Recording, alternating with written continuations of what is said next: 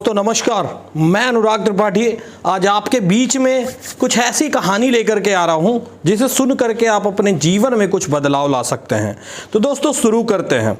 सबसे पहले बात करते हैं सोक्रेटिस, जिसे सुकरात कहते थे। अगर हम सुकरात की बात करें तो एक दिन की बात होती है। सुकरात चूँकि बहुत बड़े वैज्ञानिक थे। उस समय क्या हुआ कि एक व्यक्ति आया और उनसे सफलता का रहस्य के बारे में पूछा। सुकरात ने बोला, कोई बात नहीं, अगर तुम्हें सफलता का रहस्य जानना है तो सुबह मेरे पास आओ, नदी के पास मैं तुम्हें बताता हूँ। जैसे ही दूसरे दिन वो सुबह व्यक्ति नदी के पास आया, सुकरात जी आए और उन्हें बोले, एक काम करो, ये जो नदी है ना, इसकी मेरे को गहराई नाप करके बताओ। वो व्यक्ति बिना कुछ सोचे समझे नदी में जाता है। नदी में जाते जाते वो नाक के पानी तक चला जाता है। जैसे ही सुकरात उस समय उसको ये देखते हैं कि वो नाक के पानी तक गया, उसी समय सुकरात क्या करते हैं कि उस व्यक्ति को पूरा अंदर तक घुसा देते हैं।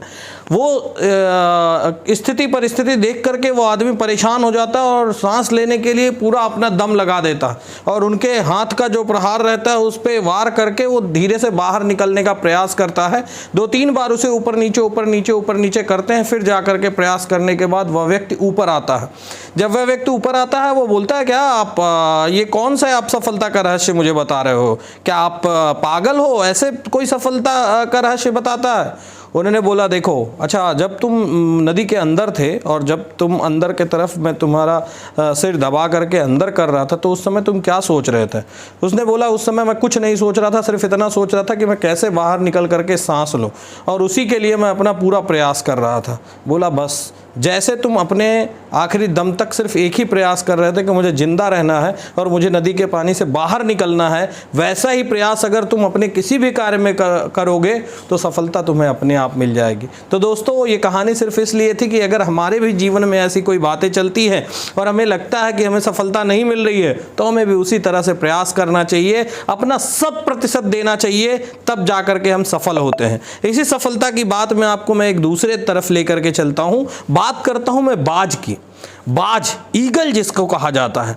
क्या आपने कभी ईगल को देखा है? उसके ऊपर सबसे पक्षियों का राजा उसे क्यों कहा जाता है? वो सिर्फ इसलिए कहा जाता है क्योंकि वो ईगल जो होता है ना, उसके जीवन में 2 पड़ाव आते हैं। मैं आपको पहले पड़ाव की बात करता हूँ। पहला पड़ाव क्या होता है कि जब ईगल का बच्चा जो होता है, चूजा जिसे हम बोलते हैं, वो छोटा होता है, वो जब उतने ऊपर की रफ्तार पे उसकी माँ उसे लेकर के जाती है तो वो क्या करती है उस चूजे के साथ, आपको पता है? वो सीधा उस ऊंचाई पे ले जा करके अपने उस बाज के छोटे बच्चे को नीचे फेंक देती है। अब चूंकि बाज का बच्चा छोटा होता है तो वो उड़ तो सकता नहीं है। अब जब वो उड़ नहीं सकता है तो सीधा ऊपर से नीचे तक आता है, उसे हवा तक नहीं लगती कि उसके साथ हो क्या रहा। लेकिन चूंकि उसकी जो मादा माँ होती है वो उस पर ध्यान रखती है और नीचे आने से 100 फीट 200 फीट दूरी पे ही वापस उसे वो पकड़ लेती है अपने पंजों से और फिर वापस ऊपर लेकर के जाती है और फिर वापस उसको ऊपर लेकर के जा करके वापस वही प्रक्रिया करती है और लगातार 3 बार 4 बार 5 बार 8 बार 10 बार लगातार यह प्रक्रिया करती है। तब जा करके वह जो बाज का चूजा होता है ना, वो अपने आप उस तरह से हवा में उड़ने लगता है और तब वो पक्षियों का राजा कहलाता है।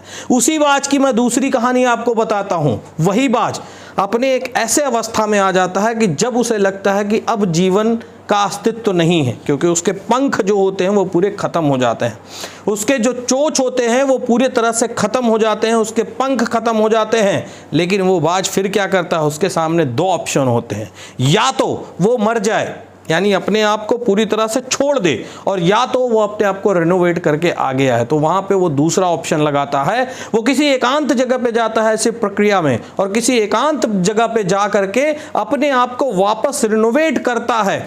अपने जो चोंच होते हैं ना, चोंच, उससे वो पहाड़ों पे लगातार वो चोंच अपना तोड़ देता है। उसी चोंच से वो अपने सारे पंखों को नोच देता है। उस प्रक्रिया में भी काफ़ी समय लगता है, लेकिन जब बोलते हैं ना कि अगर आपको कुछ बनना है, कुछ पाना है, कुछ तो बहुत कुछ खोना भी पड़ता है। तो वापस उस तरह की प्रक्रिया करने के बाद वो वापस बाज रिनोवेट होकर के एक नया जीवन लेकर के आता है। दोस्तों, आपने देखा होगा ना कि हमारे जीवन में जब कभी छोटी छोटी समस्याएं भी आ जाती है ना, तो हम सोचते हैं ये मेरे से नहीं हो पाएगा, मैं तो ये नहीं कर सकता हूँ, मैं इसके लिए बना ही नहीं हूँ, मैं तो गरीब ही पैदा हुआ था, मेरी तो यही प्रक्रिया है, मुझे इससे आगे सोचना ही नहीं है, सब भगवान का किया धरा है, हुई है वही जो राम रच राखा, सब कुछ सही है।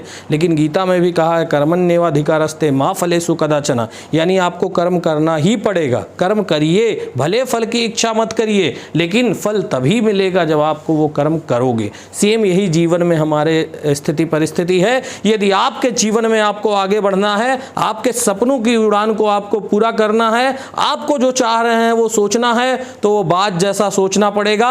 वो सफलता के रहस्य को जानने के लिए जिस तरह से पानी में वो गए थे ना, उस तरह से काम करना पड़ेगा। अगर वो सोचेंगे तो डेफिनेटली आप वो सब पा सकते हैं जो आप चाहते हैं। इस तरह के वीडियोस देखने समझने के लिए मैं अनुराग त्रिपाठी आपसे विदा लेता हूं। किसी अन्य वीडियो के साथ मिलूंगा।